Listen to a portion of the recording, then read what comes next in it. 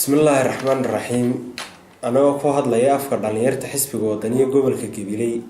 وحنا هالكن كسور دويننا سياسيين تقبل كجبلي كسور شيء أكو صابير حسب معارض كوطني أو هو الرئيس سياسي كسادة شجوشة أبي بديرينه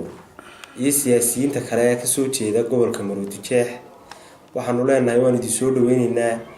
وانكفر أحسننا يدان هذا دانيرت قبل كجبلي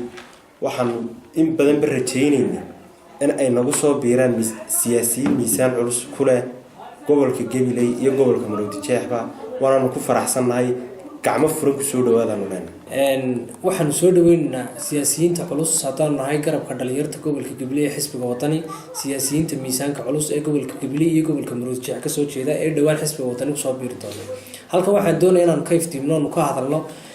shalay toole magaalada Gabiley ama gobolka Gabiley waxa soo booqday wafdi culus oo miisaan culus oo hogaaminaya wasiirka madaxtooyada Maxamuud Xaashi Cabdi halkaasi oo reer Gabiley aad iyo aad si heer qaran oo soo dhaweeyay rogcas loo dhigay waxaan leenahay wasiirada uu hogaaminaya Maxamuud Xaashi maxaad u sideen gobolka Gabiley mashaariic ay dhagax dhigeen baan maqalay waxa la dhagax dhigay wada yar oo 1 kiiloomitir gaaraysa oo degmada Arabsiyo loo dhagax dhigay waxaan leeyahay degmada Arabsiyo inta in ka badan bixisay kulmiye way ku lahayd waana degmad dulman maanta reer Arabsiyana lagu sasabi maayo wada yar oo 1 kiiloomitir ah oo waliba dawladda hoose Gabiley dhisayso in lagu sasabo wasiirada intaas oo dhan ah ee istaba socday maanta hal mashruuc ama hal mashruuc oo maanta gobolka Gabiley ka fuli kara oo dawladda dhexe fulinayso kama hayno waxaan maqalnay in Maxamuud Xaashi xalay toole uu magaalada dhalinyarta gobolka iyo aqoonyahankeeda uu kula kulmay jaamacadda Timacade waxaan leenahay jaamacadda Timacade waa jaamacadii gobolka iyo jaamacadii aqoonyahanka gobolka Gabiley waxaan leenahay Maxamuud Xaashi wasiirada la socdayba dhalinyarta ha ku sasabina shirduceedyo iyo la kulano baasan oo idinku aad xisbiga kulmiyeed ugu walaaleynaysiin waxaan leenahay dhalinyarta gobolka Gabiley way ka tashadeen xisbiga kulmiye waxaan ogaadeen siyaasadiisa ku fadhida wax qabad la'aanta iyo horumar la'aanta iyo shaqo abuur la'aanta dhalinyarta gobolka Gabiley waxaan halkan fariin toos uga diranaa dhalinyarta gobolka Gabiley dadweynaha gobolka Gabiley reer Gabiley waad aragteen siyaasadda xisbiga kulmiye in aanay ku qodmin wax qabad iyo horumar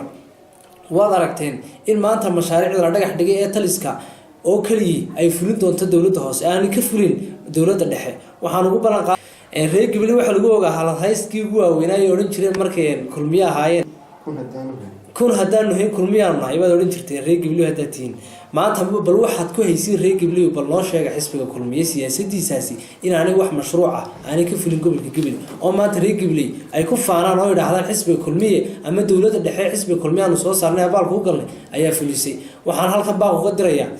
wasiirada badan ee miisaanka culus leh ee ku faanay wax qabadka gobolka Gabiley waxaan leenahay maanta nagu qancin maysiin hadaan nahay dhalinyarta gobolka Gabiley mashaariic horumarineed iyo wax qabad nagu qancin maysiin waanu ka tashanay dawladda kulmiye waanu ka tashanay xisbiga kulmiye siyaasadiisa iyo wax qabadkiisana waanu soo aragnay waxaanu soo dhaweynaynaa xisbiga isbedel doonka waxaan soo dhaweynaynaa isbedelka ka hana qaaday gobolka Gabiley waxaan soo dhaweynaynaa Gabiley in aanu xidhnayn hal xisbi waxaan soo dhaweynaynaa dhalinyarta gobolka Gabiley inay ku tashadaan inay aayahooda iyo wax qabadka إن شاء الله مستقبل كذا كجت شران إن حسب الكلمة كبيران حسب الوطني كبيران إن شاء الله تعالى وحلينا هاي ريج بلي كسر دواد حسب الوطني وحسود دوينا وحقبتك يهرمرك يهيكسك يأقونتها حسب الوطني وكسر دوينا